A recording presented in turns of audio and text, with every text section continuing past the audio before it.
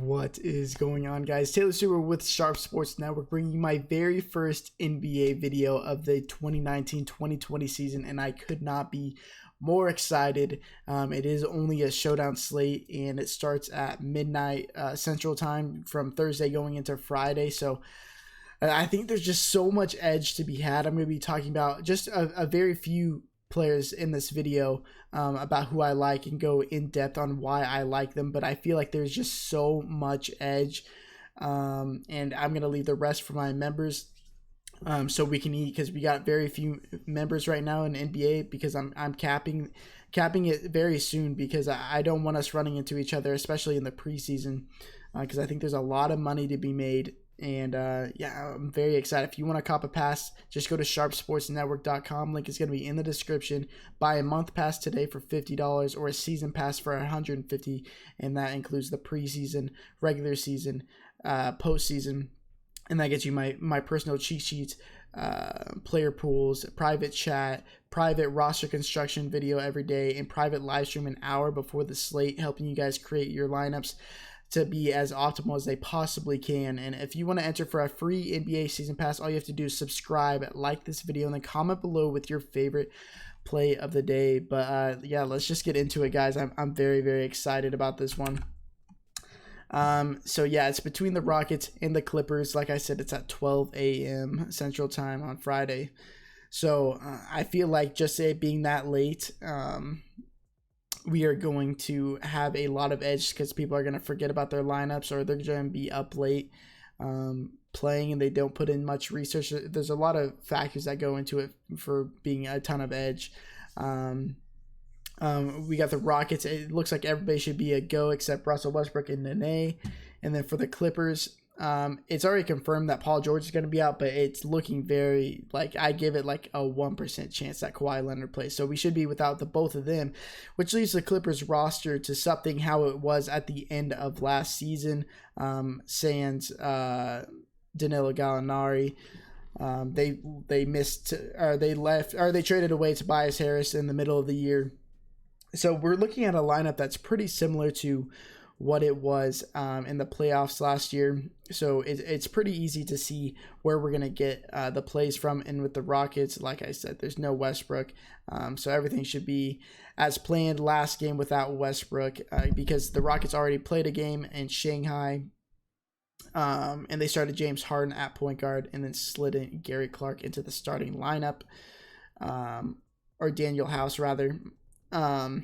So it's pretty obvious. So this game, I think, is not, I think a lot of people are going to be looking at this right here, this game that they just played against Shanghai, and they're going to pick players from this. I think the people are going to pick Gerald Green or something, who scored 21 points, but he was 7 from 8 from the field, 5 from 6 from 3-point land.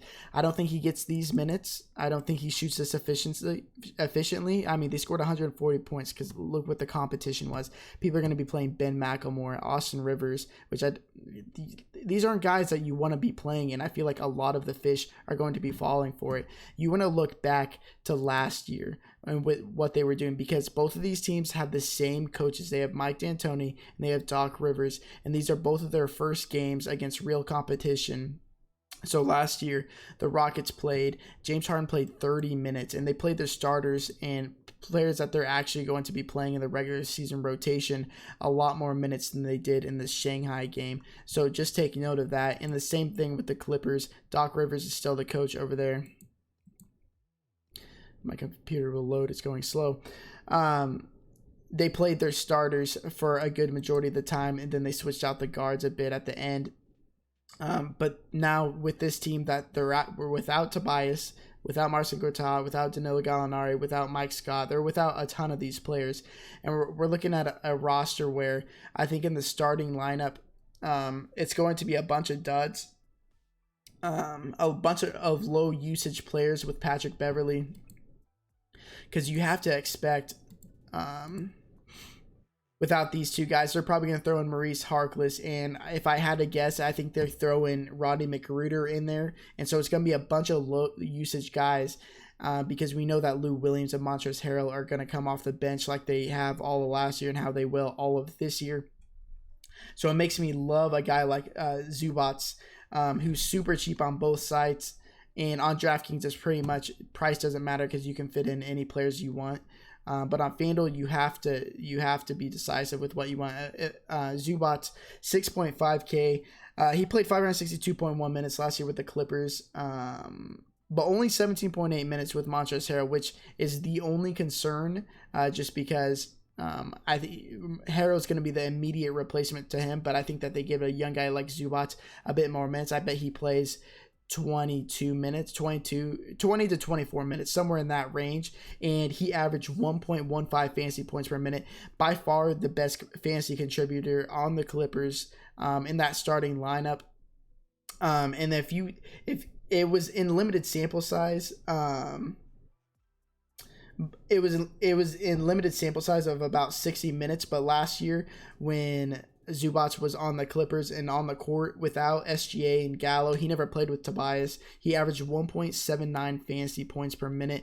Now, I don't think that, but if you played Summer League this year and you've played in previous NBA seasons, you know that Zubats is a hyper efficient player when he's on the court. And if he's getting 20 to 24 minutes, he's going to be one of the best plays on the slate. And he's at 6.5K. It's $500 more than the minimum price.